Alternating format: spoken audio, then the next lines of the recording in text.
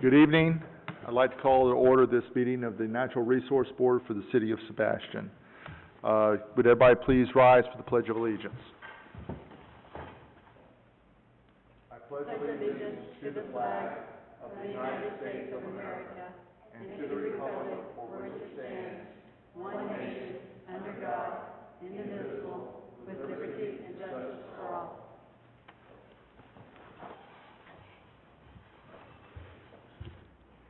Ms. Somberg, can you do roll call, please?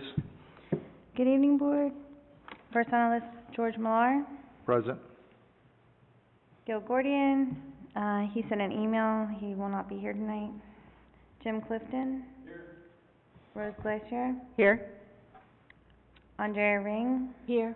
Vicki Tunker. Here. And two other members who will not be present tonight is Bob Pergolski and Kirthi Waragoda. Okay, but we do still have a quorum of five out of the 7, yes. Okay, thank you very much. Is there any modifications to the agenda this evening?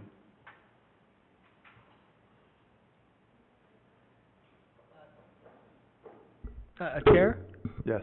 Just want to highlight something that our IT from our communications want to highlight for tonight, and I'll have Barbara bring it up real quick.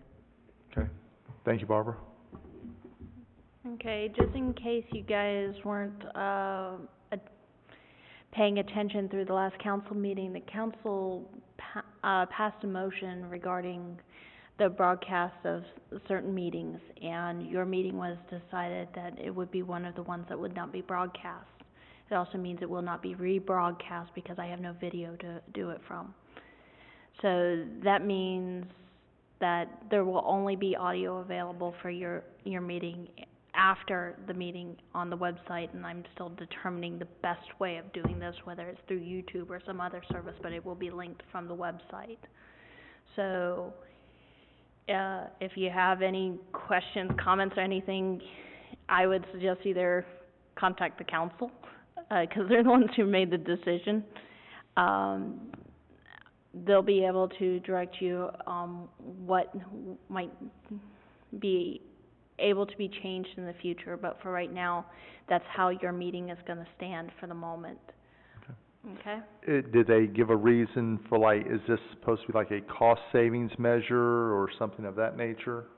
They are trying to better assist the AV division in personnel issues that we've been having, and so whether or not it was right decision is still yet to be seen. So, and we need everybody's input on it. So if you have an opinion on it, let the council know. But if you don't, we'll go forward and we'll make it work. Very good. Any further comment, any questions? Thank you very much, Barbara. Appreciate it. Excuse me.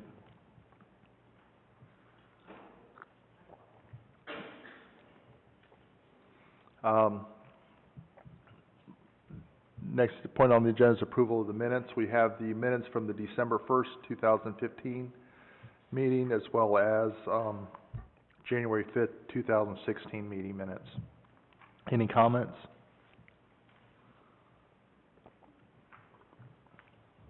Thank you for the update, for the change. Good, thank you. Thank you.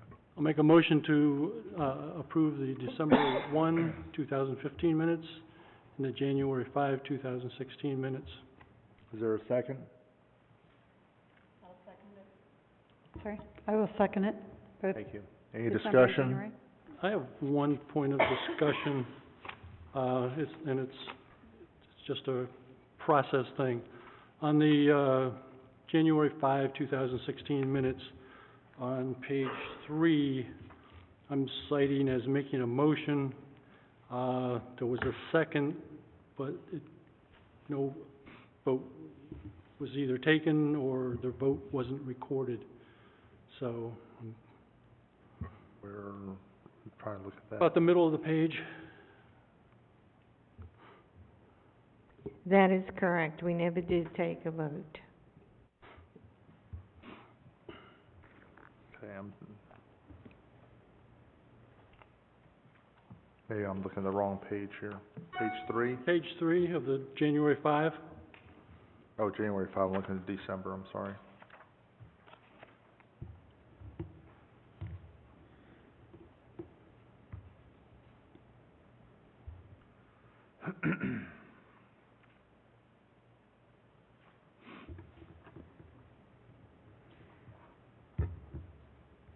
My understanding is even though we didn't take a vote, even though the motion can go forward. Okay, I see where here, motion for Frank to submit the letter. And the second the motion. Okay, I thought at that time we did take a vote. But I know we did discuss and we all agreed that a, vote, but we'll note it. Make that revision. Because I know we all agreed that we would submit like a draft letter, for the oyster mats, and, for a draft application that be submitted. So I know that went forward, and that was already done. So, okay, vote.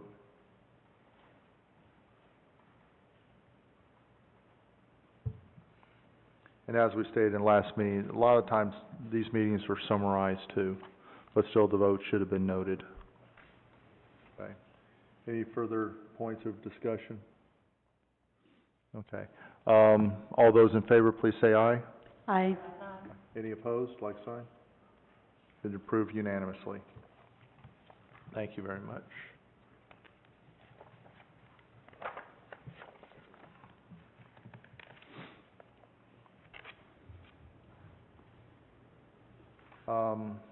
We're down to unfinished business, oyster restoration project. I would like, there's a lot of things going on with that. I met with Mr. Watanabe on, I guess it was earlier, late last week. Was it the first this week? No, late last week. They have submitted the draft application. They talked with Tammy DeBoe as well as the St. John's. They have set up a meeting to review everything, all the applications, and if there's any questions and things of that nature. And that meeting is set on February the 9th. I don't remember. Do we have a time set for that yet? It's at 10 o'clock.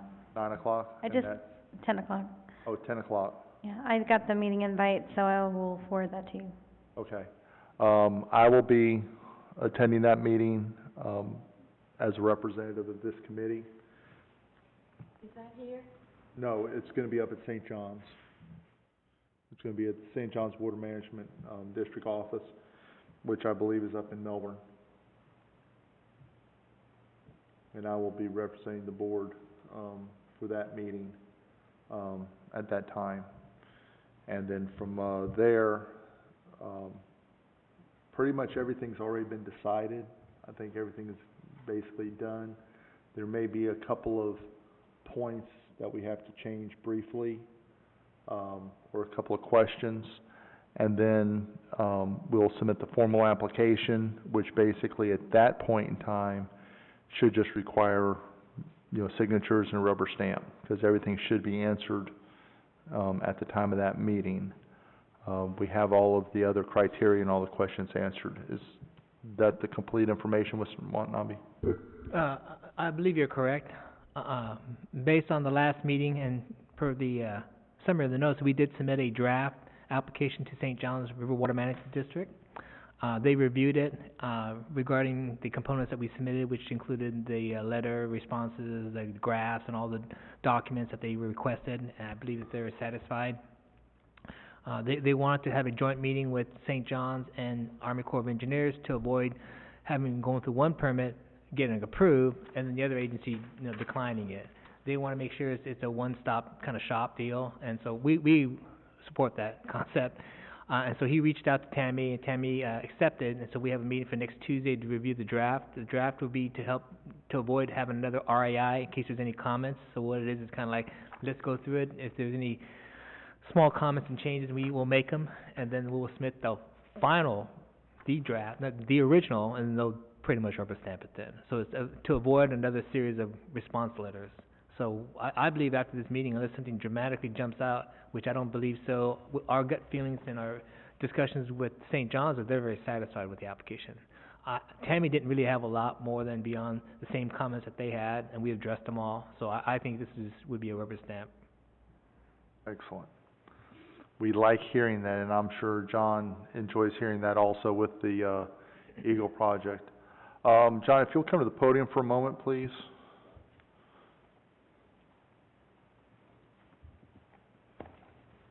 First of all, I want to say thank you for your patience, and also to your parents for their patience with everything, because I know it's been a long process.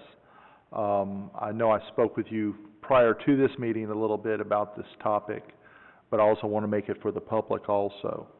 I want to give you the charge now that we are at the final stages of this project now to start preparing for putting the bags together, begin putting the bags together for implementation into the lagoon, so we can get this started.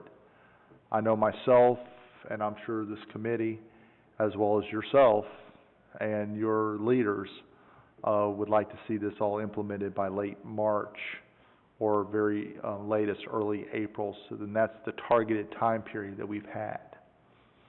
So I would like to give you the charge at this point of beginning with assembling all of the things. So once we have that permit in hand, all it is basically transporting the bags and the shells from one point to the next. Would you like to make any comments? Sounds good. Sounds good. All right, well, I appreciate everything, and like I said, please feel free to contact me at any time. In fact, I would rather you contact me instead of staff, via email or telephone, and I will keep you abreast. I'll even try to send you something after the February 9th meeting, kind of let you know how that goes. Or if you want to call me February 10th, that would be fine also. How are we doing with the cleaning of the shells and things like that? I know you said that you've got part of them done. Yes, I want to say, what was it, about a week ago, right? Two weeks ago? About 2 weeks ago, me, my father, and Mr. Gordian, we power washed about half of the shells. We filled up 4.5 big totes, right? Yeah, so we filled up about 4.5 big totes with shells. So it was, so we just have to finish cleaning the rest. Okay. How many bags do you think we'll have to assemble with the shells that we have and then what you've cleaned? How many would you think? About 80. Oh, yeah. Oh, yeah, we were gonna make 80. Yeah. About how many? We have, we should have enough, for the, 80 bags. 80 bags, okay, Yes. Great. Great. At first I was thinking I was hearing 8, I'm saying, wait a minute, I know we had more shells than that. Sorry. But, so 80, okay, very good, very good. So yeah, if we can get that all done and prepped, it kind of gives you a little over a month and a half, almost, let's say a month and a half to get all that stuff assembled so we're ready to go. And as soon as we get that piece of paper or papers, we can start implementing. I want to definitely be a part of that. Okay? Any other questions or anything? No. Great. Okay, thank you very much. Next topic. Mr. Jim, regarding the Champion Tree brochure, we have it, if you'll turn it into your package, we have that in here. Yeah, you have it, facsimile of it, printed in your package. Basically, the beginning, the front page, and the second page of the fold-out, you've seen before, so then I was left with the task of finding other stuff So I thought this would be a good place to put our, mission statement. I took the rest of it basically off of our website, the story of the hardy oak, and then our, projects and other priorities.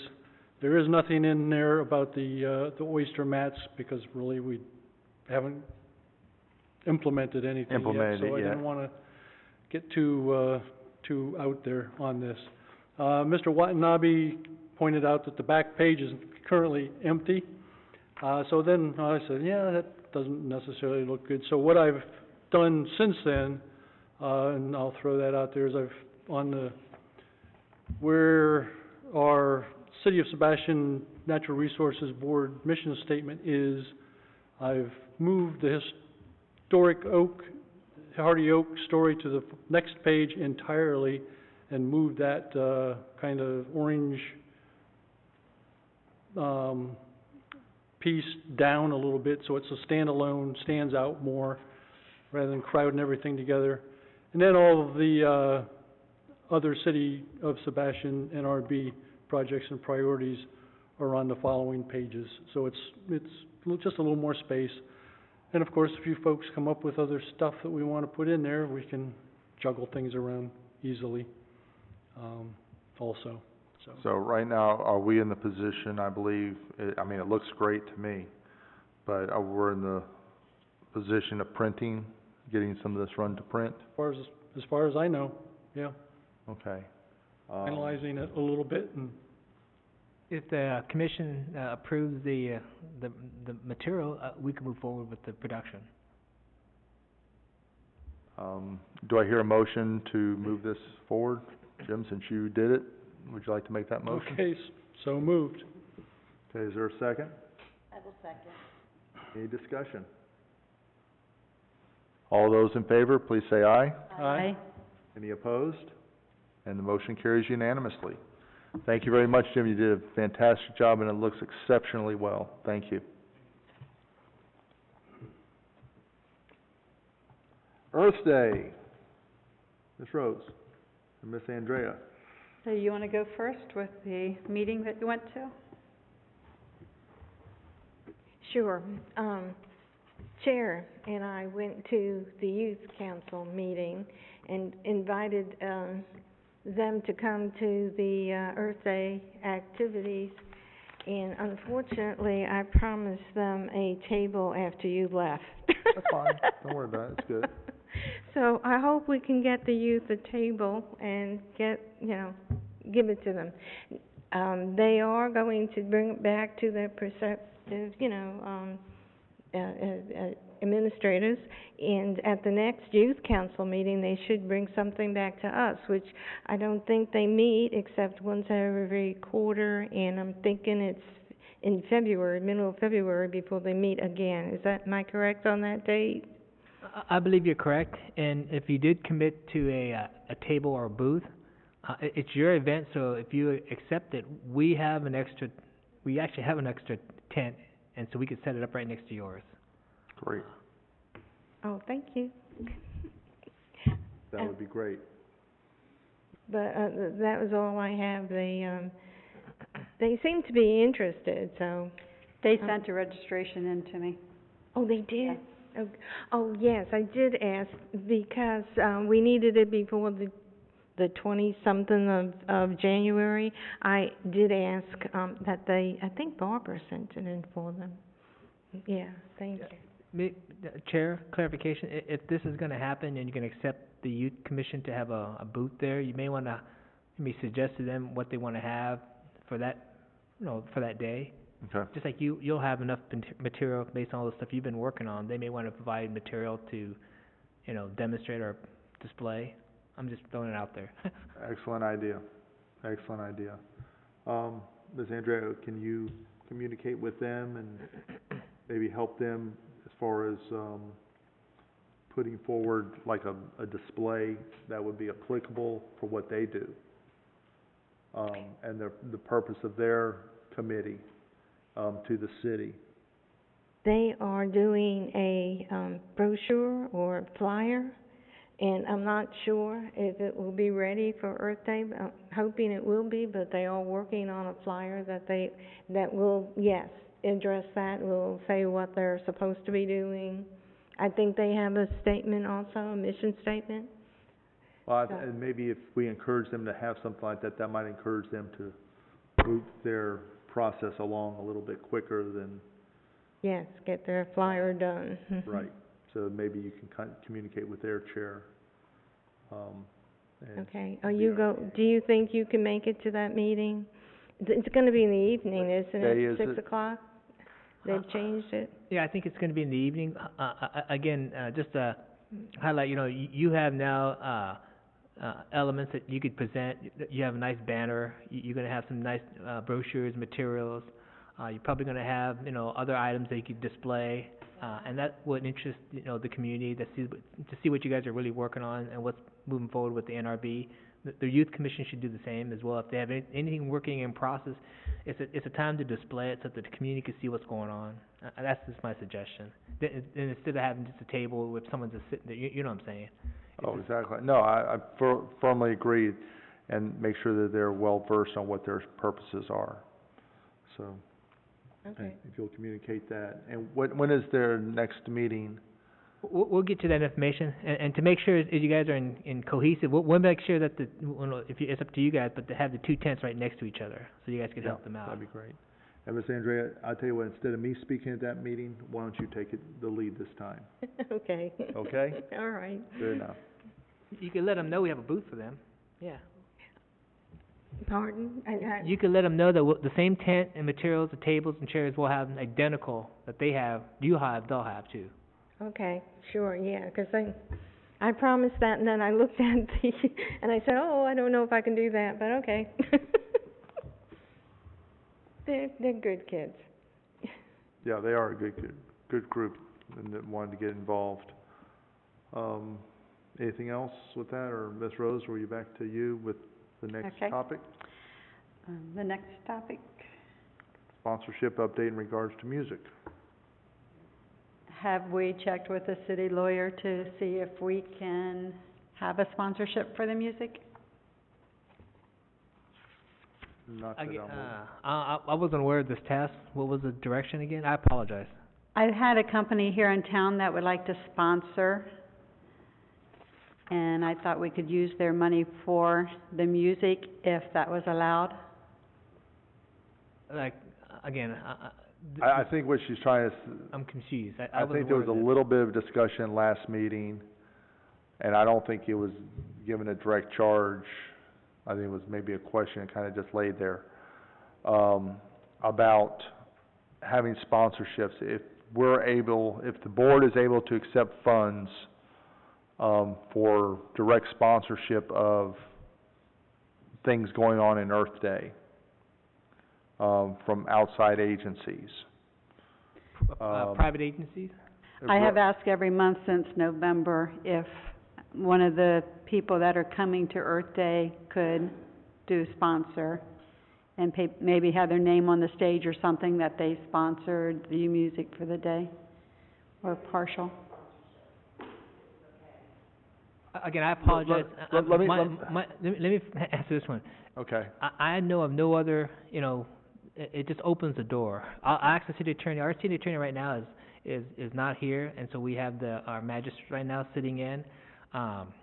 My only issue is, you know, if it's a clam bake or some other, as a private, that's not part of the city. It's a Right. private entity run by, even though the city receives its, you know, contribution, it's run by an outside source for the community, Right. everything. This is a city function. You guys are a city representative. To receive donations from an outside vendor, I think it's questionable. Okay. I really think it's questionable. Let me My ask honest a opinion. question this way, and see if we can achieve the same goal, just a different road. Excuse me. Is it possible for someone or company or whatever to provide the music for us as a, If someone wants to Donation. volunteer the music, someone wants to volunteer a tent, someone wants to volunteer food, I think it's all right. The moment you start saying, okay, but we'll get your name on the plaque, that's when it starts getting questionable. It's no different than the guy gave the money. It's the same concept. So in other words, if, Because next thing you know, Walmart's gonna say, we want our name up there, and I'll give you all the food you need. That's the same concept. I Right. know they do that freely. I know Walmart, I don't say nothing bad about Walmart, because they do things great. They do things freely, and they never want a sign up there. But typically what happens when we have events, we have them, because they do things freely, we don't ask for it, they don't ask for it. And that's okay. If they're saying, we'll give you something, but we want our name out there, then it becomes questionable. Then why can't other people do it? Then he has to have this whole process that opens up to everybody. Then that convolutes the whole process, then that slows you guys down, that someone could then say, foul, challenge, I didn't have a chance to put my name up there, I have an issue now. I just see that happening. so in other words, if we wanted something like that to occur, I would say that they would have to be arrangements made in between those two entities directly without us. If they're wanting to sign up for music to perform, that's fine. But any sponsorship or anything of that nature would have to not include this board. It's just they're coming as a gratis type of event. And if there's something, So we should use the money out of our Directly. budget and not open that door? yeah, I would think so. I think that would be a wise decision.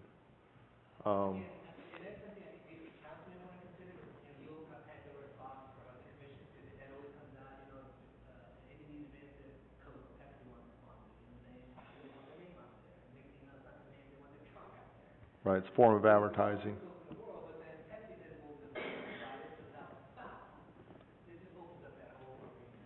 Right, so we can just go ahead and pay for it and Okay. be done with it.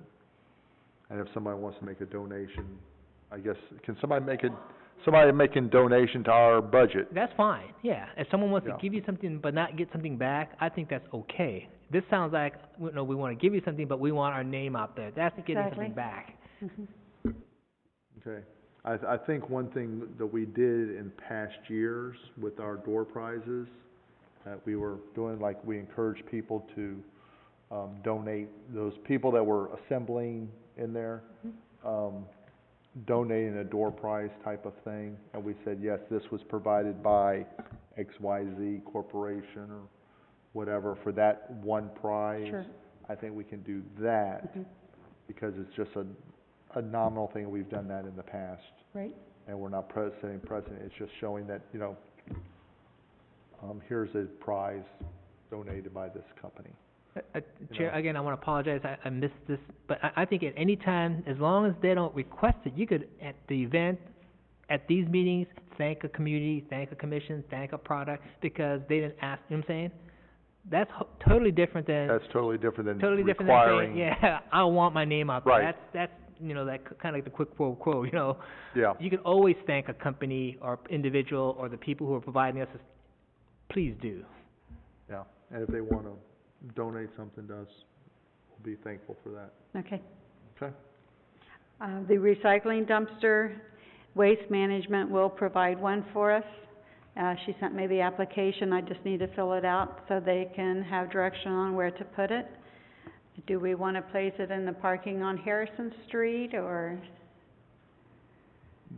That might be, where would be a convenient place? I mean, I don't want to violate any parking. I was thinking Well, about near US 1 on that grassy area, just, You're gonna close part of Harrison Street for your bike event. And you're going to Right. have your new truck over there in that parking area? Right. We're gonna have it barricaded and closed off like we do other events for your use. And so I would highly prefer, if it's one of those larger, really large dumpsters, they put it on a hard material like the road and not on a grassy field where maybe, I don't know, it just seems like a hard surface would be better. okay, and, on a hard surface? Yes, Okay. 'cause if we need to take a few more parking spaces as part of Harrison for this, recycling, I think it's a better location to do it there for the easy access for waste management. Like I say, if we need to push up the closure just a little bit more so we have more of the road, I don't see a problem with that. We're gonna have our public works crews there to man it. So you want it towards the east end of Harrison? I always say, my suggestion as this thing comes more into all the components, we have, if you don't have a map, we have a map of the Riverview Park and the parking areas. Draw it out what you want, so we'll know from our traffic people and our maintenance people, so we'll put exactly what you want where it is. We'll cone off and block off and barricade what you need, and work with the big tire guys to make sure everything's ready to go, for that day. Okay, So let us know what you want, vision, and we'll take care of it. okay. Also, as part of that, I happened to be walking through the mall on Sunday, and I saw a wonderful, container.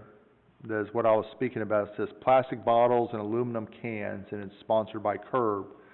And I took a picture of it with a phone number. If you'd like that phone number for Curb, Keep Indian River Beautiful, it's 772-226-7738. Also www.krib.org. I've already You've contacted already them. contacted them for the, I'm just waiting for an answer. In the Okay. past, they have brought them along with them, and one year I had to go pick them up, but they will Okay. bring those to us. that would be fantastic. Mhm. And like I said, I just happened to see that, and, I just thought it would be, nice point to get, because I know it's exactly what we were talking about before. Mhm.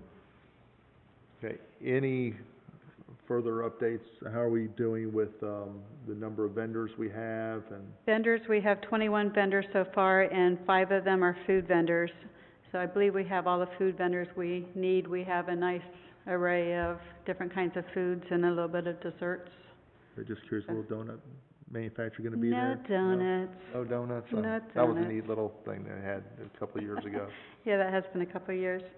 I was wondering where the electrical outlets are for the food vendors. I think they're predominantly over there near that central point. Usually the food vendors line up along that one sidewalk, like where it goes from the bathroom straight over like Coming towards forward. the Hess Okay, station, okay. or whatever it is now. And The do park Speedway- map has the, electrical outlets on it. Do you have the park map has the electrical outlets on it, right? Okay, Okay, I guess I'll have to go down and get a, the copy I have doesn't one thing have I think I've misplaced, I haven't gotten updates on this yet, but as far as doing the permit for the fire department, I'll get that going right now, so we can make sure we're ample in advance for that.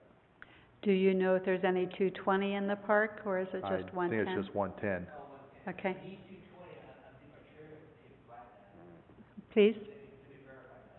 Okay.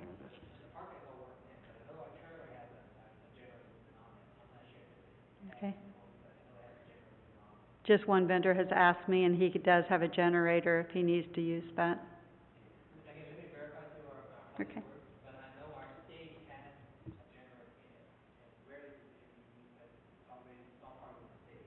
Mhm.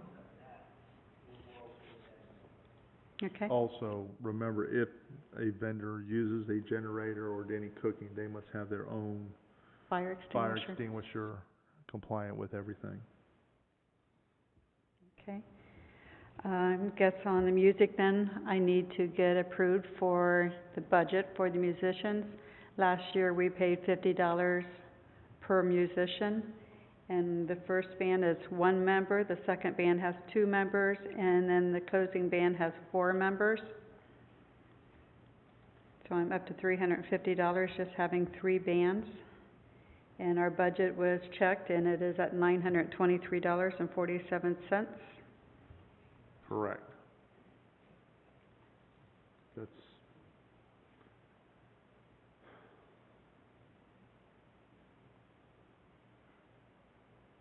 Last year, the third that ba- was that's gonna be the main expense. Are there Mhm. any other expenses?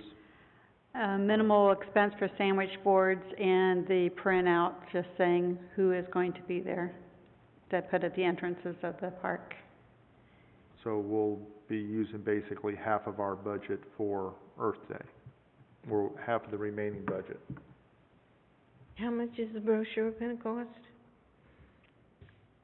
That we're going to put out?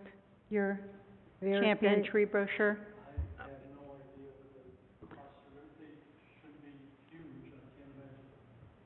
Well, I didn't mean the champion think- tree I one. think I we mean, can- we're putting one out, right, for Earth Day. We're putting out the brochure. We said we were gonna put everybody, list everybody who was I think we attending. slated, We were going to put that on a sandwich board at the if entrance. there's any way we can reduce the price, not necessarily, say, $50 per person, because I know you're saying, like, Doc, there's 4 people in one band and 2 people in other, they're still given basically the same performances. How they divide their money is up to them. Chair, I just wanna highlight again, the original concept of this budget was for Earth Day. Right. I think the concept of trying to provide a good Earth Day deserves the focus of spending the budget as needed. If the budget's still there, which sounds like you may still have another, way more or less, you're only using 350, you have 9 something, I think you should try to use as much as you can to make it a good event. Okay, well, then let's go That's my forward with it. suggestion. It's the same thing we did last year, but the Still saying last if you band don't only use brought it, you're 3 gonna lose members. it. Let's use it. Mhm. Go ahead with that. I'll make a motion to go ahead with the, expense on the musicians. Also, For the music, could somebody ask maybe if the, Sebastian Drum Corps would like to perform? I mean, I enjoyed their performance at the Clam Bake. Would you like to ask them? We still have a couple openings in the morning where they can perform. I think they would I don't know. I have no connections. Does anybody else have a connection? I was hoping the youth would be able to do it, but I think that might be a little late. I may have a connection over there. Okay. I'll give a call tomorrow. Maybe we can just call yeah. Before the weekend. I'll give a call before the weekend. And then I don't know if the flag line would like to, and I don't know if they call them the flag line down here or not, but I don't know if the auxiliary line would like to also perform, especially since we're going to be using the field. I'll use it, I'll contact, And the I person don't know in if charge they, of the bands and over there at Sebastian High, don't know and if they see would if they like would to be do that or willing. not. and just open it up to them and then ask them to contact Rose. On my last page, I have a kind of a schedule going on, and there are 2 openings in the morning yet for someone to use the stage. Okay.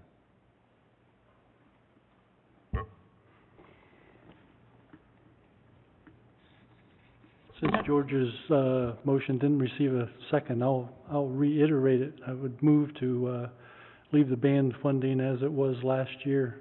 Okay. Thank you. And then we'll also, incorporate favor? whatever brochures for the tree brochure, Yeah. so we can have that at the, Earth Day event, and also of the maps and the other brochures. Based on last year's event, how many did we print last year, do you recall, on a brochure or a flyer?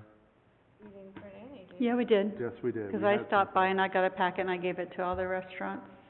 Would it be, safe to say 1,000? I don't think we need that many. So 750, I mean, when you think 750, that's not really that many. Yeah, but you're I think- asking I think people if- to hang them in their establishment. I'm talking about brochures to hand out at Earth Day, like where all of the vendors will be, and listing all the vendors and things of that nature. In the beginning, when we started discussing this, Jack found a source for the, sandwich boards that were inexpensive, and I thought we were just going to have a print put on either side, so we'd be talking about like 6 pages of just a bigger blow-up announcing the vendors. Okay, so we're not gonna hand out anything individually? Oh, okay. Do we need to? I mean, it's Earth Day, the thing is to recycle and not use yeah. extra paper. I agree. I didn't think of it that way. I remember we were talking about before about having it held in your hand. We But did I have like the- brochures that we handed out to businesses and asked them to put on their bulletin boards. Okay, and we can do that as a flyer Mhm. type of thing with, Right. whatever sponsors. Yeah, probably And 250 the city would be printed adequate in those that. for us. 250 would be adequate with that, I think. Okay, It's time for me to get started with the advertising too and get my information out there, so I have some leads and people that are waiting for my information, so I will start working on that now that we're getting this close. Okay, very good. Can we pay for an Take advertisement? a vote on the motion as far as spending for the bands and the music and also the brochures for, the giant tree and any other brochures we need. All those in favor, please say aye. Aye. Any opposed? It passes. So that motion was to pay the same fee that we discussed earlier at the meeting. For that, also whatever expenses for the giant tree brochure as well as for the sandwich boards. Chair, just to make sure, since we're taking notes, who seconded that motion? Okay, thank you. Jim made it, Ms. Chunker seconded, voted unanimously. Okay, can I ask now about advertisement? Can we spend some money to advertise?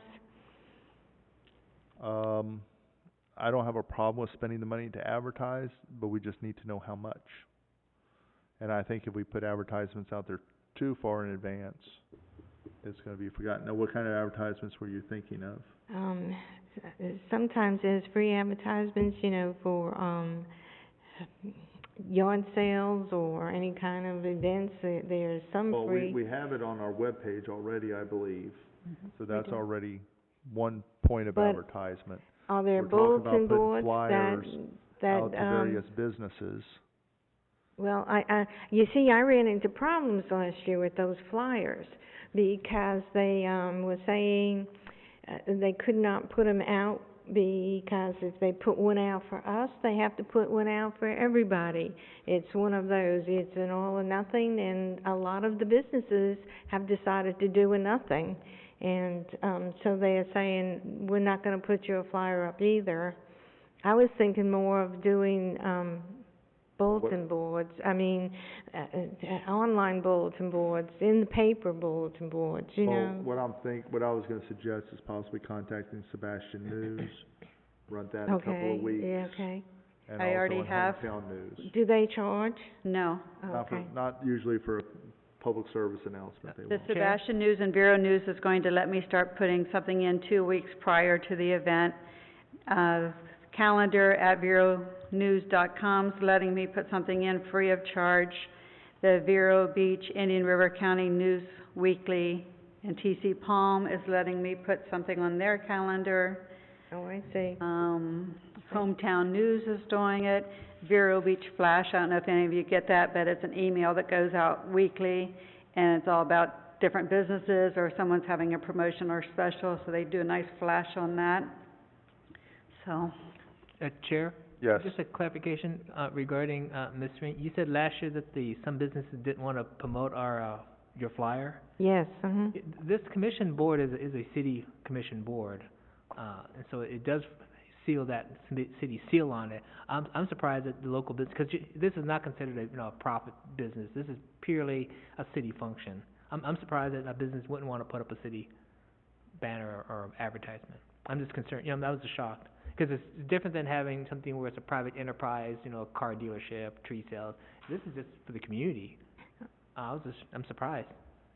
okay, it was, two of them did it for me. It was Winn-Dixie and, Eckert's Drugstore. They say it's an all or nothing. And they were aware this is a city function? Yes, Earth Day, I'll go by Winn-Dixie, 'cause that's just around the corner from me, and I'll ask them if we can put up a flyer for Earth Day. And, I'll also touch base with Walgreens, and Publix. I don't see why any of those three local venues. Chair, I'll get you the store managers. I know, like for Walmart, I'll be shocked if Mark was Okay. most of the businesses usually just say, tell me where you want it and we'll pull it up for you. Most of the businesses are very supportive of the city's Of city activities. events. Yeah. Okay. I'm thinking it has to do whether they're local or whether they're national. I'm thinking the Like I said, national, yeah. I'll touch base with the city, Okay, the store sure. manager at those three stores. And I'll even try to get over to Walmart too. Okay, within the next few days. Yeah. Okay. Okay, any further discussion on Earth Day? No? And thank you very much, and thank you for bringing out those things about the PSAs. public service announcements, and the publications will be advertising it, because that will show a lot. Excuse me. Next topic, waterway herbicide spraying, request for applied aquatic site manager. Ms. Watanabe, you bring us up to speed on that, please. Yeah, again, I apologize. After our last presentation and our discussions with Applied Aquatics, they're our firm that does the spraying of our canal systems. I just haven't had a chance to call him back again. Our original discussion we had, he gave us some information, he gave us materials. We have a contact. They come out on a routine basis. I'm not sure if the actual manager comes out on site. Again, I just didn't have the chance right now because all these other activities I'm working on. I just didn't have a chance to get to it, so I apologize. Not a problem. Let me ask a question too, because I know there's a lot of discussion here with, I understand the ecological issue about the wildlife and the birds and things of that nature being a part of it. But I also, with the recent rains, understand about the water flow and the percolation, and also now we've all heard in the news about the mosquito issue down in Brazil, which is gravitating this way. And I think they said, pardon me if I'm saying like a critical time right now with the new mosquito outbreak. The ZEET, they call the it? ZEET virus, yes. And how the Centers of Disease Control are getting involved with this. So standing water is going to be a topic, and non-moving water is going to be a topic. So keeping those waterways is also very important to keep those things clear. However, my point of question here is, if spraying is not happening, or if we do away with the spraying, and there seems to be an advance of the weeds and other vegetation growing in those places, is there any new contingency about wetlands or development of wetlands, and then getting into new regulations and things that we, or as the city, is going to have to be embarking on? The issue, as you mentioned, is when you have man-made waterways, canals, even ditches and swells, they're man-made. Agencies allows us to maintain it. If you don't maintain it, it becomes an issue. Then becomes the area may become vegetated to the point it becomes a quasi-wetland, or other areas that then becomes questionable from an environmental standpoint. Then in that way, in that sense, then you can't maintain it anymore. That's why the permitting agencies all say you got to maintain it, cut it, trim it, spray it, maintain it as a man-made waterway and not like a natural, it has natural species going. And that's encouraged by all the agencies, and that's what we try to do. And going back to your question regarding spraying, we are going to continue with Applied Aquatics based on our direction. Our council just recently gave me more directions to start moving forward with a more man-made mechanical approach, but that mechanical approach next year will follow. We are in the process right now to start doing our own spraying of our ditches. We cannot, with the growth of the vegetation in our canal systems and our ditches, the mechanical way, we're never going to get ahead of it. County, city of River, everybody else sprays, and we're going to start spraying too.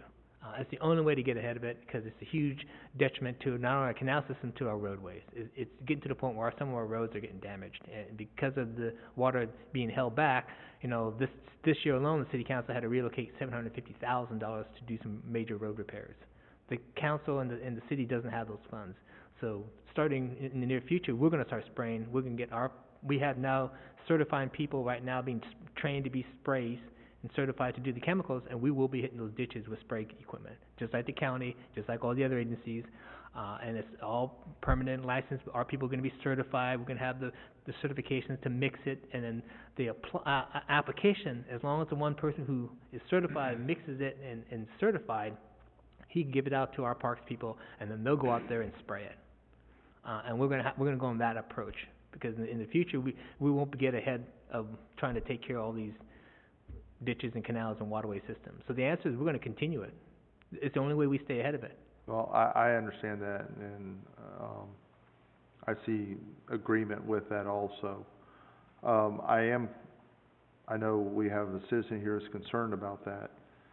But I also know that with all the recent rain, I mean, speaking from my personal standpoint, I usually don't mow my yard from early December until mid to late February. And during this winter season, because of all the rain, I've had to mow it at least 2 to 3 times during that time period, just because of the normal growth, because of how wet it's been. I've also seen a lot of standing water in my community because of the amount of rain.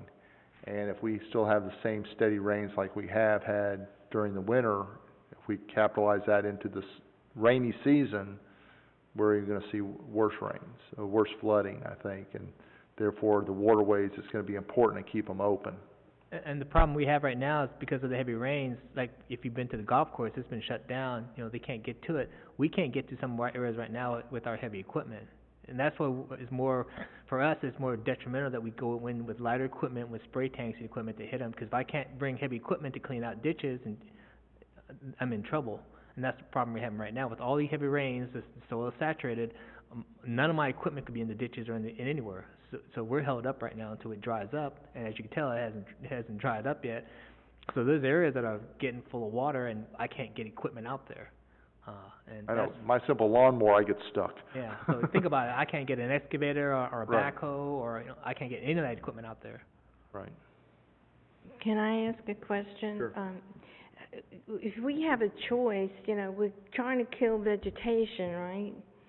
Are these products then biodegradable in water? I mean, can we make sure that we're using products that will break down in the water and not affect the fish?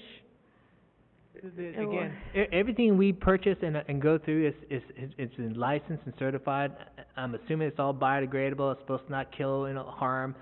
I mean, we just go with what the right now the Applied Aquatics, under their license, under their certification. You know what I'm saying?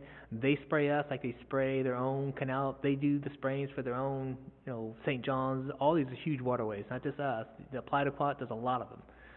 We're going to start within our coming year certifying our people to do the same thing, and the materials will all hopefully be, everything will be this identical what they have, which should be biodegradable, should have the as safe as can be, but you know, it's still got to kill the vegetation. So that I'm a farm boy, so there's got to be something in it, you know.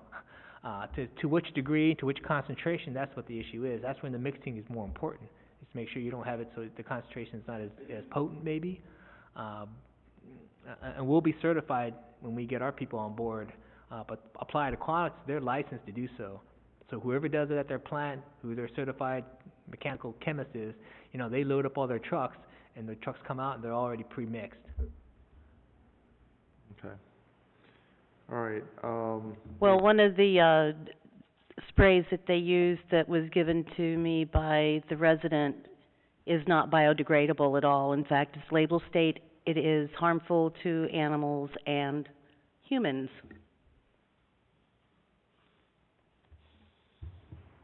Are we using that one? I imagine we are. Yes. I imagine we are. However, with anything in life, with anything in the community, there's going to have to be trade-offs.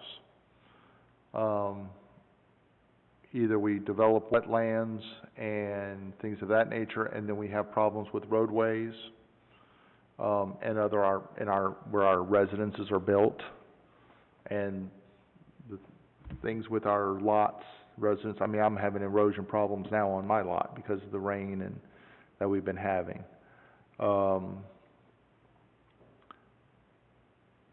There's going to be some trade-offs. The key here is trying to find a balance of what is safe, but yet what we can keep as our way of life also. There's got to be we're trying to find a balance, I think. And yeah, I understand and I agree that it's not great, but any pesticide that you read or herbicide that you read, it always says those things. I kind of laugh sometimes that you see where something that says, can cause cancer to people in California. And I'm thinking, well, if it's causing cancer in people in California, isn't it causing cancer to people everywhere else? Why just in California? But that's just the way it's described. I think California has stricter rules. California has a lot stricter rules, but there again, California has a lot more problems too. They've got the mudslides, they have a lot of Oh, that's things that due to herbicides. that are going on, well, between That's due to fires, weather and but mud. between fires and mud and things like that. Fire, A yeah. lot of natural things are Mhm. occurring that cause these type of issues. And if we're not careful, there's gonna be other natural events here happening that's gonna cause negative impact. And what I know the city is trying to do, be it through the vendors or their own employees, is to try to keep our way of life as conducive as possible. But on And the I other- agree with that, but I understand. think most of us would prefer it to be done without a lot of poisons. As far as the pepper trees, any of the invasive trees that we're trying to get rid of, obviously the spray's not working. Have we I've tried- considered pulling them out? I've tried to kill pepper trees, and those things are very difficult. They're You very mentioned- difficult. You mentioned about pulling them out. Well, every time you pull them out, if those little red berries are on the tree, those little berries drop off, and that's basically Right, and that's the their seed. seed. And here comes 4, 5, 10 more. But there's in the times same that they're not in location. bloom. There's times that they're not in bloom, but I've always seen those seeds on those trees. 'Cause I had 3 removed from my yard. They were cut down with a stump grinder, then put to 'em, and then I put some stump kill in, and I have not had 'em back. Stump killer? That's a herbicide, isn't it? It doesn't go past the inside of the tree. Oh, okay. But here we're dealing with, I mean, I understand, I agree with that completely, but we're not just talking about Florida holly or Mexican pepper or whatever you wanna call it. We're talking also about other vegetation that's like, Oh, we I have don't some think there's vicious any ivy gold- and, yeah. no, I know, There's a lot of smaller type of things that are not just go through and pull it out. But there again, it's gonna be very, very labor intensive when you do that. And when you're talking labor intensive, you're talking about more people coming to work, which is great to put people to work. I'm all in favor of that. But then your tax dollars and our community's tax dollars are gonna go up because you have to pay those people to do that work. There's going to be it's there's a a give and balance. take. There's a give and take. And I know a lot of people of our community, they don't want their taxes to go up. You know, especially those individuals that are seasonal. Things, yes, Jim? Going back to what was said about the toxicity of particular herbicides, I think what we're asking is just that the cocktail that they're putting together gets looked at and to see if it can be less toxic to the people and to the environment and still achieve the kill of plants that they're looking for.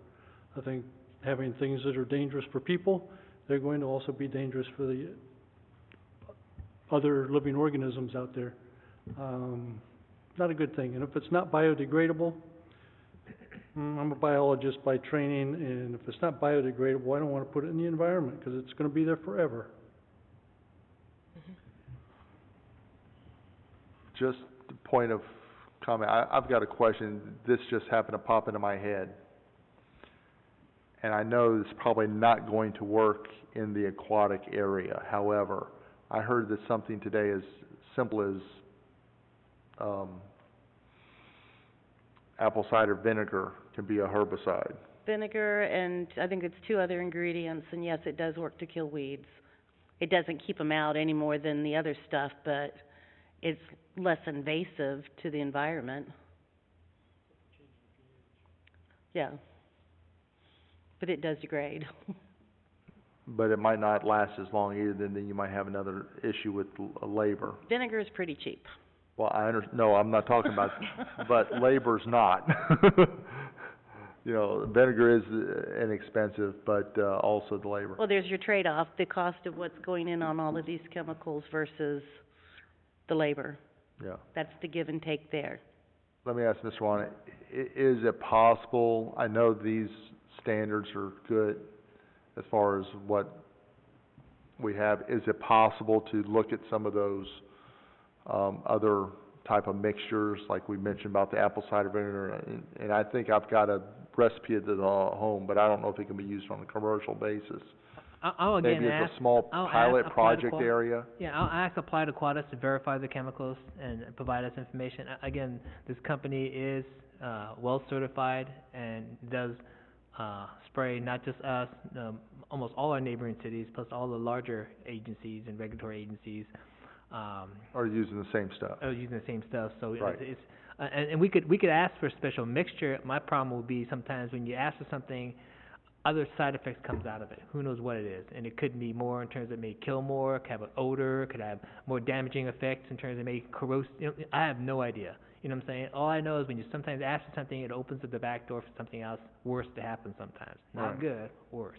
Yeah, I agree, and like I said, with the vinegar thing, I know when you're probably spraying it in an aquatic area, it might kill the top part, but it's not gonna kill the bottom part, and that other part's gonna come right back up. And who's to say it may damage the equipment that all I know is when, you know, we contract to them on an annual basis, and the reason why we, especially for the canals and waterways, we can't get to some of those locations because of the seawalls and we can't get to them. They come with the airboats, fully loaded, and it's a very efficient way for them to hit the banks and the areas. If you do not want it, you put up a sign and they'll bypass your property, but that's their direction, is to keep the waterways open. That their goal is to kill the vegetation. That's what the intent is. It's a man-made waterway system. We're regulated by our St. John's to keep the waterway open. Okay. All right, any other comments at this time? Okay, thank you very much, Mr. Watanabe, about your work on that issue and things. Appreciate it. Next item is letter E, NRB budget. We have a total currently of $923.47. And like I said, we earlier approved for that to be expended a lot during Earth Day. So that's our budget, what we have to work. And I say, if at all possible, let's exhaust it if we can, or at least close to it. Cool. It's the old saying is, you don't use it, you lose it. Mm-hmm. Chair, maybe give Michelle, an update after you guys get some estimates, so that way by the next meeting, we could maybe have a better, you know, tally of where you sit. Okay, thank you, Rose. Thank you. Next item is recycle efforts. Rose to update on findings from Pelican Wildlife, of whom picks up the recycling and them, and if Curb can provide bins, for that. And just point of clarification, Curb, I think, what, isn't that KIRB Mm-hmm. versus CURB? Okay, Yes. okay. It was Treasure Coast Refuge that used to pick up for Pelican Island, but I don't believe they're doing this area anymore, are they? I believe Waste Management has taken it over. Waste Management has agreed to bring a dumpster for us. Okay, and They'll that's bring no it charge on to Friday the and city, pick it or- up on Monday. There is no charge. Very good. Thank you. Public input. Do we have any public? Yes, sir. Stevens. Would please come to the podium, please. To go back to our waterways, I live in a wide open waterway, and after 5 weeks, I sometimes get an inch of grass along the edge of it. There's no growth where I can see, and yet they come by and spray that, and it kills that inch of grass. I understood that inch of grass was good for the little fish. By the way, we had little fish about 3 weeks ago. We have no more little fish since the Applied Aquatics went by. I know everybody wants to fight this and spray this stuff, but the amount of effort that's going into fixing this lagoon right now is quite amazing. There was an all-day meeting today here, and there are people from all around the country coming here to offer different ideas on how we can clean the lagoon up. But a lot of the basic things are saying, let's stop doing what we're doing. Now, I understand what you say, and you say you want to keep these waterways open. There's a wide open waterway in front of my house, and yet they still spray. Down the lagoon a little ways there, we've got pepper trees right across the lagoon. But that's, so what you're saying is we're obligated to keep it open, but the pepper trees aren't being cut, so we're not keeping it open there. So I don't know what's going on with this. I don't understand, but we're doing a good job of killing everything with those chemicals, all right? And in the areas that we don't need to kill anything. Now, there may be areas that we need to get some chainsaws out and some other things, but I'm almost thinking with the amount of grant money and the amount of federal money coming into this county and this state to take care of our lagoon, that is absolutely, everybody's devastated with what's happening here. And the big words they're using at these meetings is, we've got to wake the public up. Something's got to happen. So we can do little things like, don't do this. Maybe we should try that. And you're talking about work? We have plenty of boys that need a little bit of work. I think there are plenty of local guys that would love to get out there in some sort of a boat and cut things down. And I'm back with your, last week the airboat showed up and the engine was running badly. The kid gets out of the boat and let it idle for a long time and then he's puking gas and oil all over the lagoon. It was there for 2 days afterwards. So these are professionals that we're hiring to do this spraying. Young guy, and he sprays everything. So I don't know where we're going with this, but it just, I'm an old man, and I observe the lagoon in front of my house. I know that it's killing everything. And after they're gone, it looks terrible. And I've got pictures of it to show you what it looks like, or with an iPad. It looks terrible for a few days. And then many days after, right now, the birds are very upset, and they leave. And just before they leave, they eat some of the fish, and they get sick. And the guy next door brought me over the other day, there's a dead fish on his dock. And the fish didn't jump up on there. A bird probably got it and spit it out. The big birds that quack, quack, make those noises, they have hoarse throats after the first day of that stuff. And then they're gone. So I don't know. I don't think it's a good deal. I know you like it, but after World War II, we had a WP program. You know, we built roads, we did a lot of things, we put a lot of men to work. Maybe we need some more WP programs to take care of this issue. Maybe we need to ask for help. There were 40 companies in that building over there offering help today to clean our lagoon. Maybe we need to put an ad out if we can't figure it out without doing chemicals. That's just my idea, and I may be wrong. And if the board says I'm wrong, I'll step down and I won't bring it up again. But they are doing a good job of killing things. Thanks, George. Let me ask a question. When you said there's 40 companies over there offering to help, how are they offering to help? To provide their services at a fee? Oh, absolutely, yes. We have, I think it's almost unlimited amount of money if it's a justified situation. There's almost an unlimited amount of money for justified services that are going to help clean our lagoon up. This is something the whole country is looking at right now, this lagoon, and what a mess it's in. And the chair people of these meetings, I'm surprised you all don't go to the lagoon meetings, because it's very disheartening to show up and listen to these meetings and what's going on, and listen to these scientists talk about what's happened. And there are people from all around the country coming here to talk to us and try to help us with this lagoon. And we can't even figure out poisons. I don't know. It might be good for you all to sit in some of those meetings. There's another meeting coming up. I wanted to try to get in on today's meeting. It was a wonderful thing. What an educational program. Places like Melbourne and all around the state were coming up with stories on what they had done and what they hadn't done. And everybody's saying the same thing. Stop with the pollutants. Stop with the oyster beds. Big oyster beds all around the country, all around the world, supposedly. Huge oyster beds. And there's a lot of money available to do that stuff. And that's what we're trying to embark on now. Like I said, we're starting small, but we're growing.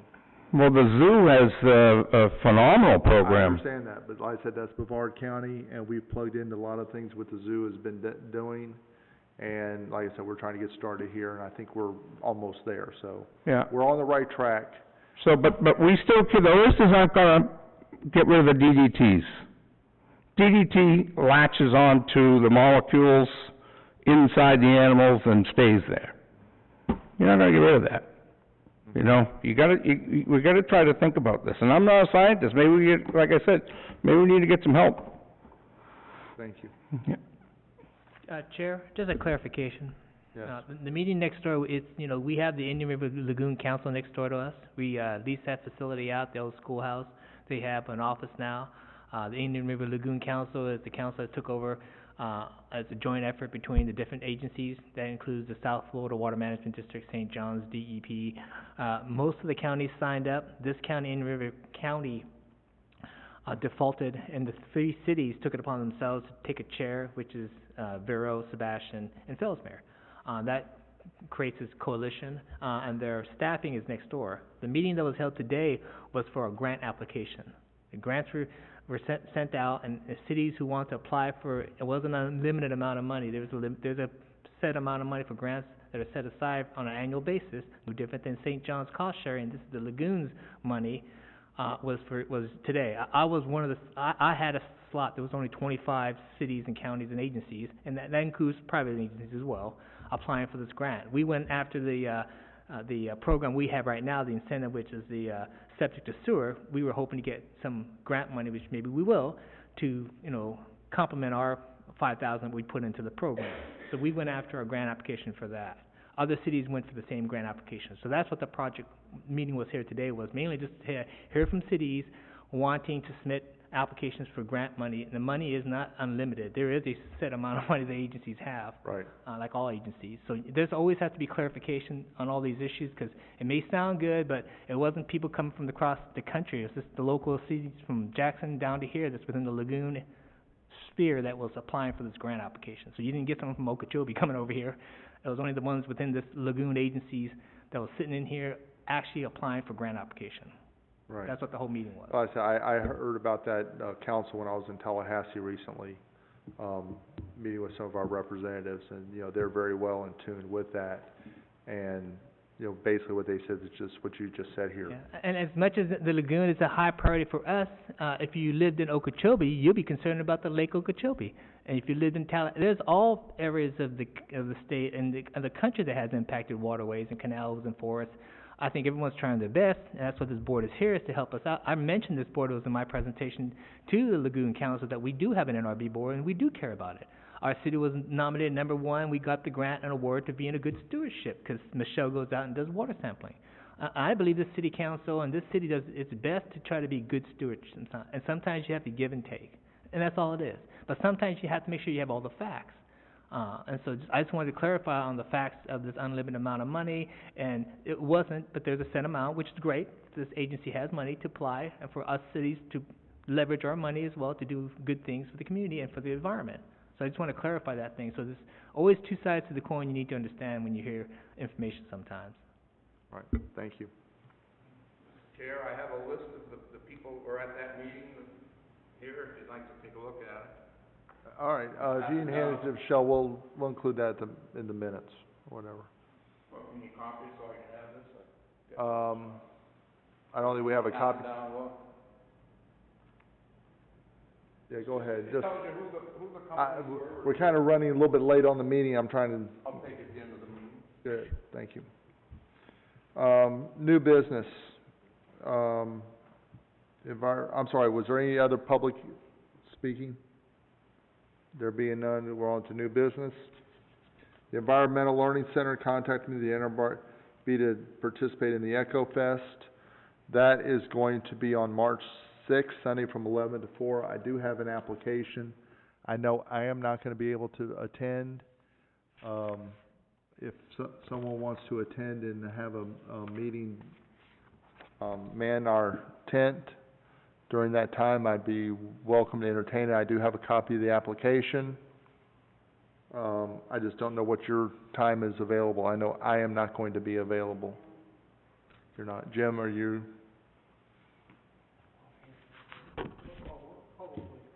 You'll be able to attend? Okay, anybody else? No? Rose? No, and I won't be. So, if you're willing to do it by yourself, I mean, we can probably. Yeah, I know, I was there, or at least for part of it. I think last year was the first year we went, wasn't it? I mean, I don't think this is something we've It gone was to almost in 2 the... years ago that we did that. Oh, 2 years ago we did this? I believe Okay. so.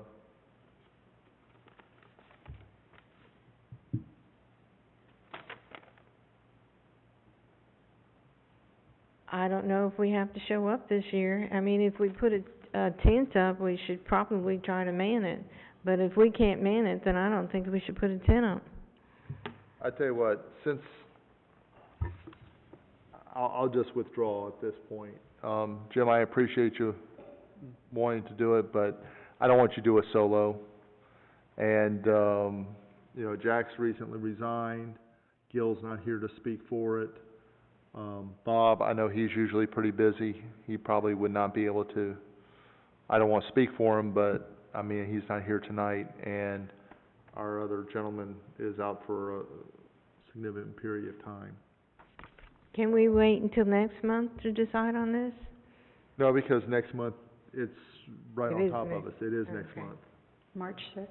Right, so I'm just gonna withdraw, we'll participate in some other items. Go forward from there, okay? Parks and Recreation Board requested the NRB to take on the stone crop clearing.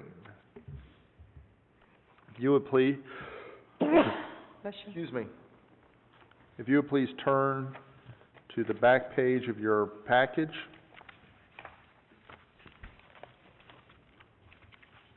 And I'll speak with Mr. Watanabe last week. He said the Recreation Board wanted us to, for us to clear this area, for them to put in a park. Basically, that would be requiring us, like, to get chainsaws or whatever and going down into this marshy area that has significant wildlife and other That's a nice aerial, but where is it? creases. On what part of this Chair, map? Can I maybe help, highlight where this came from? And this area is over there on the far west side of the city, way past the Laconia. We call it Stone Crop. That's our major discharge location from the city. All of the city's waterway system, including these canal systems that we just talked about, all discharges out to this point right here. It's called Stone Crop. We have a major discharge. You can't tell it right now, but there is a retention pond, and then the Sebastian River, that's the Sebastian River. It goes up back through this area, works its way past 512, and then it works its way by the Boy Scouts and gets bigger and bigger and becomes the actual river. But this is actually the beginning of the river. During this time of year, it's a little creek, looks pretty. The community in that area do not want at one time to have a lot of activity there because it's tranquil, it's next to the residential area. So a while back, council decided to close it off, no trespassing, no parking. Current council decided it's a great area, open it back up, and that's what they did. Parks and Rec Commission says, you know, let's make that, it's designated as, open space, park space. And so they thought it'd be a good idea to take on as a challenge, this area, which is, as you mentioned, has, tremendous amounts of vegetation. You talk about pepper tree up to here. It is an active waterway system. When we do have the heavy rains, that little creek becomes a huge canal. I've been out there. I wouldn't be out there when we had the heavy storms because that flows tremendous amounts of water because that becomes the Sebastian River. So during the heavy time, this is the Sebastian River. It goes from one end to the other. Everything's washed out. Right now, it's great, tranquil, and people who live there know it. That's where this all came about.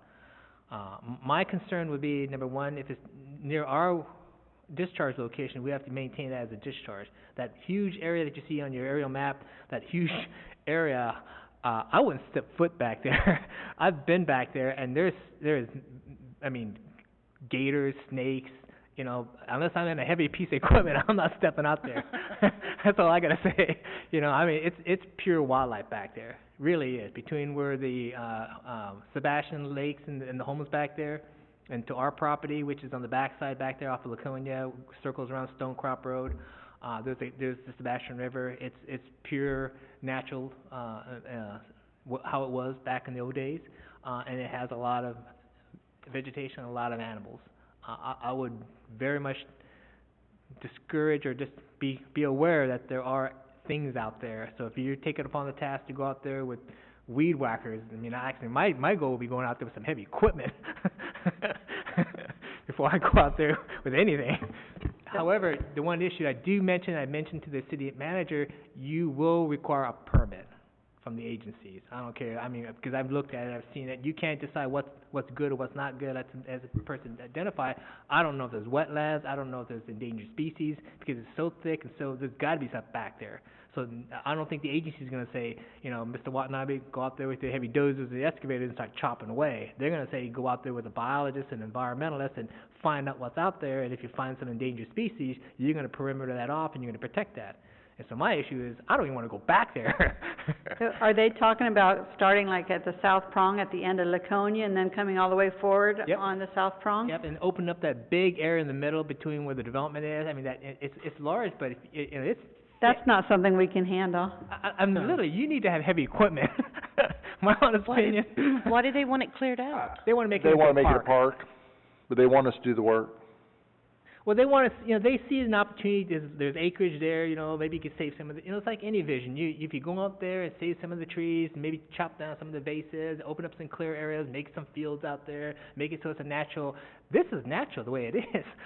To try to weed it out and to go out there and physically go out there with tools, I think it'd just be a humongous We couldn't handle it.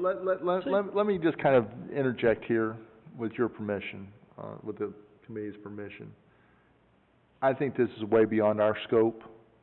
Number two, we just gotta finish, talking about the lagoon a little bit. Usually these natural areas, Is it natural? they help with filtration of a lot of the toxins and stuff like that from runoff. Let's leave it alone to let it do its job the way it is. And then, the city of Sebastian, I think, is a wonderful place. I think we have a lot of different parks. If our citizens would just go around the area, I know from my residence, I can go less than probably 3/4 of a mile and hit like 5 different parks from where I live. All the way from the athletic center here to that area off of, I forgot the name of it, just south of me. But there's a nice little pond in there with a nice park area around it, to George Street Park. There's a plethora of parks around here. The one off the Barber one? I'm sorry? The one off of Barber with the pond, and it's a garden club, park Yeah, or something. that one also. I didn't even think about that one, but that's another one. So that's 6. I believe all the parks are part of the stormwater system, are they not? A lot of We them have- have retention ponds and things.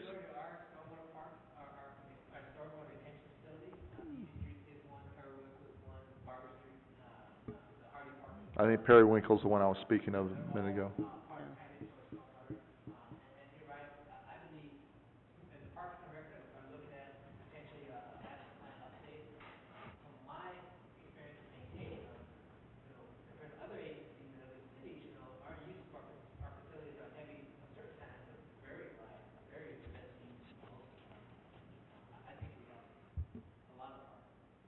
Yeah. Okay. On this picture, this is my neighborhood, and I'm probably that little speck there walking my dog every morning and night. This retention pond here is open to the public. There's a park over here on 512, there's the 2 churches, and then the park is a Rotary Club that takes care of it. And you can go in there, and it's a beautiful park. There's owls in there, and there's a wooden walking bridge to get over some swamp area, and that's what they want to take away? I know, leave it natural. It's beautiful. Leave it natural. On farther down, it's very heavy vegetated, and I don't know that there's any walkways or anything, and there are alligators, and but we could never handle it as a board. It would be. Let me just say this. I make a motion that we not address this item, that, this is beyond our scope. Very much so. Is there a second to that motion? I second it. All those in favor of that motion, please say Aye. aye. Any opposed? No? Well, we should have some discussion first. I've got one Okay. thing that I would like to, given that this is the headwaters for the Sebastian River, in the degree of inundation varies significantly, and it is currently wild and scenic. I don't see how anyone could support, even if we had the ability to turn it into a park, why we would want to support that as a board. That's my thought on it. Agreed. I think without saying that, I think that was everybody's thought line. Yeah, I agree completely.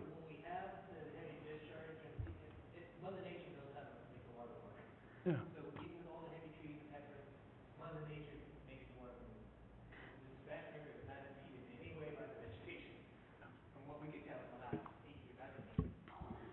I have put a kayak in at the corner of Laconia and Concha and went out the entire route up to,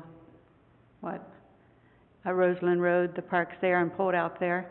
There was one spot where there was a tree down, you had to get out and pull it around, but you could go all the way through.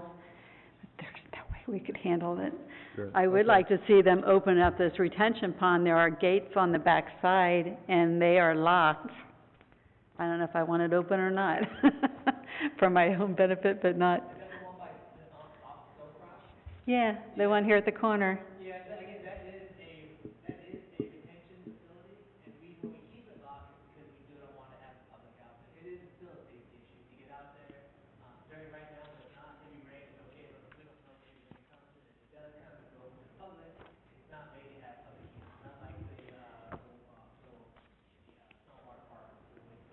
Okay.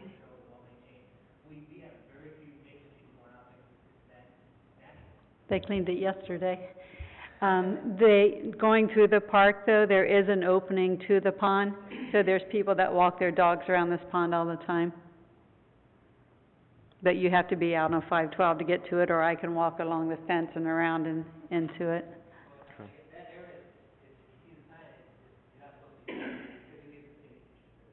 I've never seen the sign. I don't go back there because I don't go around the fence. Okay. There is a motion on the floor. It's been seconded. All those approve that we disregard this item and not pursue it, please say aye. Aye. Any opposed? Motion carries unanimously. Next item, sewer hookup grants. Ms. Ring, update from attending the city council meeting. Yes, the gentleman was very, very good. He has volunteered to come to talk to us if we would like to hear from him. I have the packet. He gave a PowerPoint presentation, and he was talking about the step system and replacing your septic fields with a pump, kind of, it's because we have such old, septic tanks. They would leave the septic tank intact, but after a certain year, which is in the 80s, I can't remember what year it was, they've made the distance between the groundwater and your septic field larger. The older ones have a very small area between your septic field and the groundwater. So he's taken, leaving your septic tank intact, he's putting in between your drain field a system that will just move the water, which is a lot different than having to move solid waste. Moving water is easy, the pumps are less expensive, you don't, less maintenance, smaller pumps. I also would like to say the city of Vero Beach still does their own septic. The money is collected from the county and given to Vero Beach. So that what they're planning to do then, which they have not come to a 5-year plan yet, or nor have they had a septic tank fail, is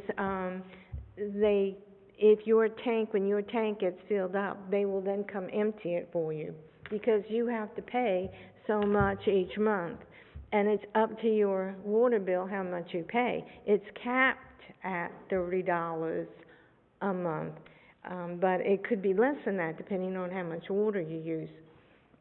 But the goal is to get the waters out and away from your drain field so that it's not going into the groundwater. Basically, that's all we're doing, is trying to move liquid out and not, have it go into the groundwater. And Vero Beach, I guess, is even worse than the city of Sebastian. He was saying that we had about 1,000, though, septic tanks that could use this kind of. To clarify, just to highlight you on, sewer facilities in terms of utilities, you know, we don't have a utility. We give ours up to the Indian River County, and they have the utilities. They maintain both our sewer and our water. City of Vero Beach maintains, they have their own facilities. They maintain their own, water and sewer. The STEP program is a hybrid. I call it a hybrid. I'm a traditional engineer from back. Sewer, there's two ways of doing it. Mother Nature, gravity fed. Everybody here, if you have a sewer system, if you don't have a septic system, you flush it. Gravity, that little tank forces the water through a pipe, gravity fed, works its way through, eventually into a mainline system, works its way eventually into some sort of either a lift station that puts it into a force main that shoots it to the pumping stations. In this parts of the city, we have very little gravity fed, and mainly just force mains, because they're shooting main lines. To attach yourself onto a force main under pressure, that means you got to have a lift station, if you flush, to put it under pressure that puts it into the force main. And that's where that huge cost comes from, where we have this program that went and applied today for the grant for help the incentive go from septic to sewer is to put that lift station in. It's not $5,000, it's like $30,000, $40,000, $50,000. And that's where people goes, whoa, I'm going to keep my septic because I don't have that cash. And that's where the dilemma comes.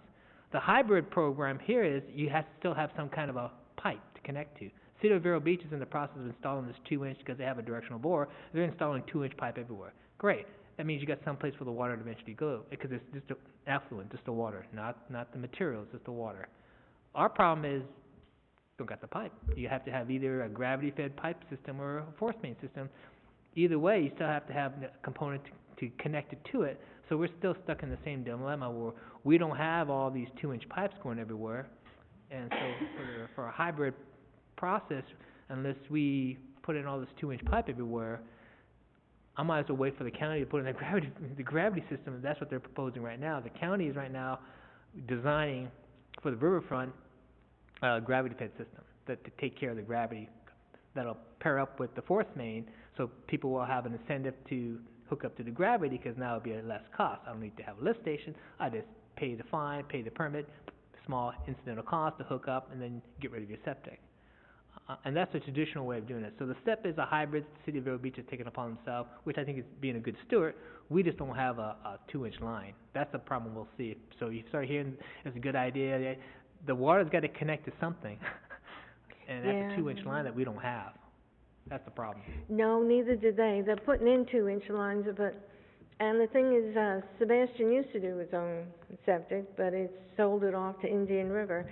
And the Indian River, we would have to work with the county on this. So I believe the gentleman from the county is going to come talk to the city council. It is, but you need to understand, again, they're installing their own conduits. It's called directional bore.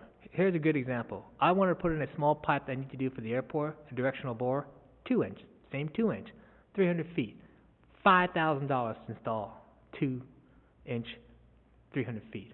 So could you imagine the cost? The city's doing it on their own, because somehow they bought the equipment, so that's great. Just like how we have heavy equipment, we could do it for a lot less cost. So since I don't have a directional bore equipment, the homeowner's going to get hit with this huge, like I'm saying, I saw this, $5,000. Are you kidding me? I'm not paying $5,000 to directional bore. I'm going to trench it now. I got backhoes. So that's the dilemmas come where I think the city has the equipment and the manpower. They have the manpower. They said they had a crew of 10. That's my entire public works. Again, we don't have those types of facilities that Vero has. We just don't. And the same sense, we don't have the heavy bills and the heavy costs to our community. We're trying to be as efficient as possible with the tools and the manpower we have. I think it's great to have something like that, but I don't think we have the luxury and the tax base to pay for all that. Not in this community. I think we should hold off and work with the county. They're the utility companies, and hopefully have that gravity fed. If not, work with the grant system and maybe do some more incentives to put in some lift stations to have them hook up to the force main. But that's as good as we get right now. Yeah, the lift stations are very expensive. Moving solids is expensive. This was strictly doing the liquid off of, and saving it from going into your groundwater. That's why I was thinking Vero Beach is probably having more of a groundwater problem than we do. Is that why they're really trying to push this in Vero Beach? The majority of their project right now, if you look, again, you have to look at what the scope of the project is. Majority of the problem where they're putting this step system in, it's in the island. It's what? It's in the island side of Vero Beach. You go foot down, you hit water. Okay. Just like us, if you go in the riverfront area, 3 feet, past 3 feet, you'll start seeing water come in. It's the river water coming in. You go farther inland into the Sebastian Highlands, you got to go 6, 7 feet before you hit any water tables. The project that they're putting in right now is all in the island side. They go down less than a foot, you're gonna start seeing water spewing up. That's the area that they're having problems with. So of course, those leach fields, they're all, I guarantee, bleeding into the system. So that entire island should have been put into a system 20 years ago. And that's where they're putting all their focus right now. Is with section of the island the city of Vero Beach has. We're not on the Barrier Island. And the problem is, it was so expensive. This gentleman, he's a PE, he came up with this idea strictly for Vero Beach. So, in the Highlands, I live out there. My house is like 3 feet above the even street level. I think my whole septic area is above street level. But Let me add something too. Andrea, I heard you make a comment that it would inflate this system, which is not necessarily a sewer system. It's kind of like a mediocre sewer system. it's a hybrid, Which just yes. pulls the liquid off. Just pull. And then everybody's, water bill is gonna go up at least $30 a month. No, you see, that's the fallacy right there. Okay, you mentioned. It is $30 cap. Okay, $30 cap. Okay, but And, 30, and I've talked, right, so All it's right, gonna be less than that depending on your water, okay, but let's just use that number of 30, okay? okay? But Then cap they get their septic, then free, but let's say $20. Let's go down to $20. okay? Okay, $20 over a 12-month period is gonna be $240 a year. The average septic tank probably needs to be pumped once every 3 to 5 years, depending on use, Mhm. okay? To Currently, right now, you can probably get a septic tank pumped for $200 or less, okay, $185 to $200. So really, that's gonna be putting, I'm not saying it's not a worthwhile thing, but it's gonna be everybody's gonna be paying for that septic tank being pumped every year with that $20 at least. And that'll be a yearly expense versus something that would have been a 3 to 5 year expense. no, because you see, that's also your water bill.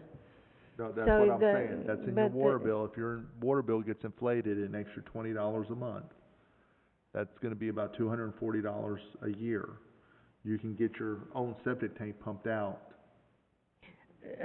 once a year for less money. Okay, now that was just, you see, the difference between the purpose of it. The purpose in Vero was to get your groundwater. Right, that's what I'm saying, but So they're willing, and they were not willing to pay a lot of money. The step system came in and saved them money. It made it more affordable, I guess that's the way he put it. Made it more affordable for them to be able to, handle the groundwater problem. as a homeowner, and as a citizen of Sebastian, I would want to see a, gravity overall sewer system put in place and just incorporate that cost where I wouldn't have to worry about my septic tank being pumped out once a year or however often. And Once every then deal 5 with years. all the waste in that manner, then versus my water bill going up and still having to have the septic tank pumped out every now and then. But, well, you see, they would have to talk, because that $20 and $30, does cover the cost of the septic being pumped out. I understand that, which is more of a cost to, and somebody's gonna be paying for it. Somebody's gonna be paying for it at some point in some time, and, you know, we're all. But you see, the whole thing, the whole septic area is changing. We could keep this, more, even in a community, because, but city does not wanna get into the septic area again. But you could be handling all this water, very locally with small pumps. You see, that's what costs the money, all the big pumps and moving solids. And your, with the gravity fed, would still be a big pump moving solids, where this is just moving liquid. Right. And liquid is easy and cheap to move. But I also believe in, if you've got an issue or a problem, deal with it all at one time and get it over with, where there's no more problem, and not say, okay, well, we did this now, but now we gotta do this, and now we gotta do this. Do it right the first time, and even if it's gonna cost a little bit more at the first time, that one-time expense, But that one-time alleviate expense the is gonna headache. be more, it's gonna be like what? At least about 5,000 to 7,000 to do it the first time. Right? I think to clarify, again, since we're not in the utility business, it's a discussion that you could have, but it's not just the movement of the affluent water into the pipe, and it's gotta go someplace, and that means you have to have a wastewater facility, a solid waste facility. We don't have any of that stuff. All I know is, I know as much as the city of Vero Beach is trying to promote this new system, which I think is a good stewardship, I know they're trying to get rid of their their system to the county, and I heard the county says, we didn't want it because it's so outdated and it wasn't meeting the current standards unless you upgrade it and spend like some ungodly $1 million. They said, we're not touching it. So I think in some sense, in blessings, you know, we gave ours to the county, and it's their burden now. Even though they may have a ton of money, it takes a lot to meet those current standards, not just the water, but the whole facilities and keeping it under containment, whatever it does, I don't know, osmosis and all that stuff. I mean, that is something I think is a huge cost, because we all have to use it, it's like garbage. And I think it's a huge headache that the county has to do for all of us, which I think is great, that we don't have to deal with it. City of Vero Beach is in the process of, you know, it's just like their power, they're trying to get rid of their sewer and water, and the county basically says, we don't want it. So they're in a weird position. So I have a question when they start saying, we got this great hybrid project that's gonna connect your system, but in the back end of it, they're just trying to get rid of the facility. It's gotta go to the facility. But it's just kinda questionable. That's what I'm saying, that's why I mentioned about rectifying the problem all at one time and be done with it, and then do it, or just leave it the way we have with the new regulations. As far as there's different types of septic systems that have been engineered now and that are less evasive to groundwater. A couple of things that we've already done, we've noticed how high the buildings are now in Sebastian, and the principal reason for that is because of the groundwater. And the filtering of that. I've got one question. When they did the feasibility study aspect of this project, did they consider vacuum sewers? Again, given our high groundwater, vacuum sewers have a lot of benefits. I saw the presentation. I'm not aware of this. I don't know the details of what the city of Vero Beach went through. I'm assuming they went through some sort of a assessment from the early stages. I know they're in the implementation stages where the presentation, they're putting in, you know, the system in many parts of the Barrier Island within the city of Vero Beach, so they're moving forward with it. And I think it's good that they're doing it in that area, because I think that area is saturated and their leach fields are gone. I don't think this is a fix for the city of Sebastian, though. I just don't see it. I think we should, traditionally goes, like the chair says, if there's an opportunity to use a traditional gravity-fed sewer, that's about as best you get. Well, except again, with our high groundwater and the inflow issues, I lived with inflow, too many years, with leaky sewers, leaky manholes. That's why I would look for other options besides gravity in my neighborhood anyhow. It would be just the dewatering to install the sewers would be huge to the cost. But the gentleman from, I think, Indian River County is still gonna come talk to the city council, right? Next meeting, or is it the following one? Didn't the gentleman from Indian River County gonna talk to us about it? I think this person was from the city of Vero Beach who talked about the step system. They're gonna have Vincent Burke from the county talk about the current project, which is their gravity-fed sewer system that they're designing right now. And I've had discussions with our city manager and conversations with Vincent Burke.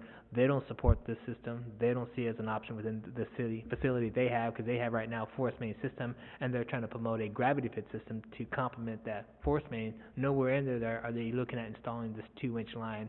So they see this as not something that they're not even gonna even attempt to touch. And that's what I think they're gonna come and present to the city council, that says, hey, we're looking at force main, traditional gravity fed, and we're good for those items. We are not gonna do this hybrid. That's what I'm assuming that he's gonna say.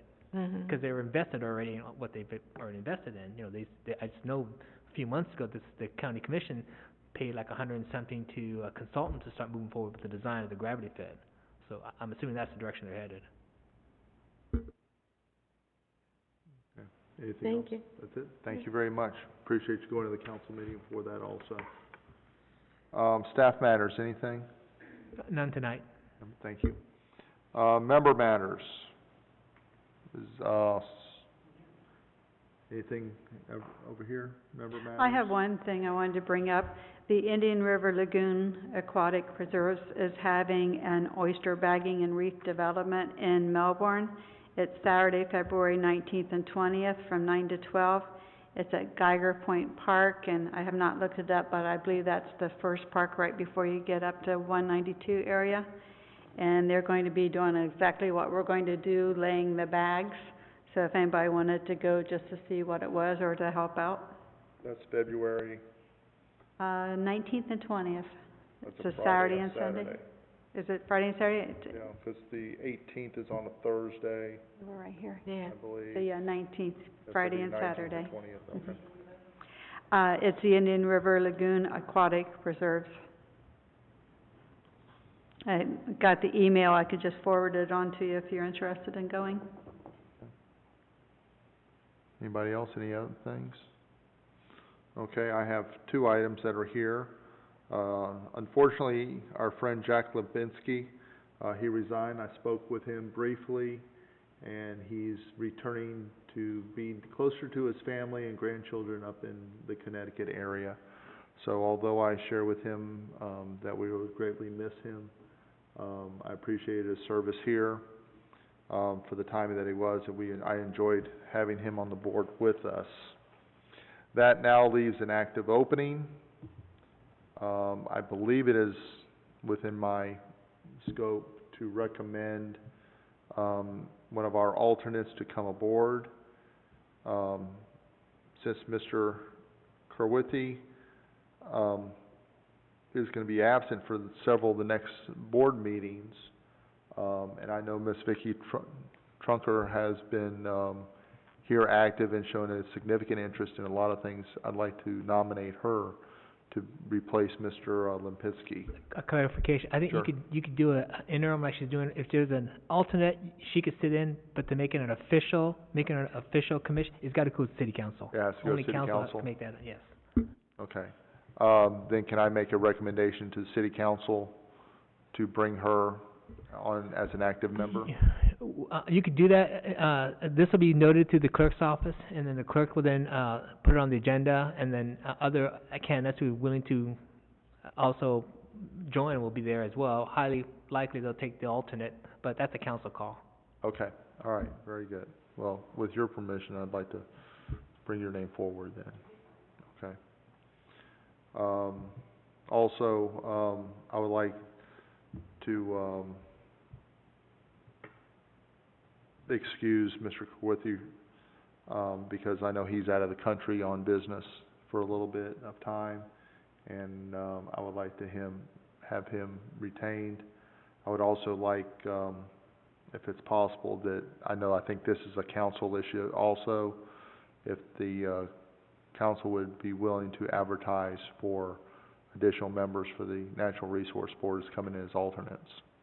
I believe as soon as the clerk's office sees the resignation and the openings, that they'll post it at the next meetings, and then the council will then take on any applications. Definitely the alternate will always be looked on first, and more likely the alternate will be made the permanent, but again, that's the council direction. Okay, thank you. Any items for the next agenda? Okay, there being none, this meeting is now adjourned.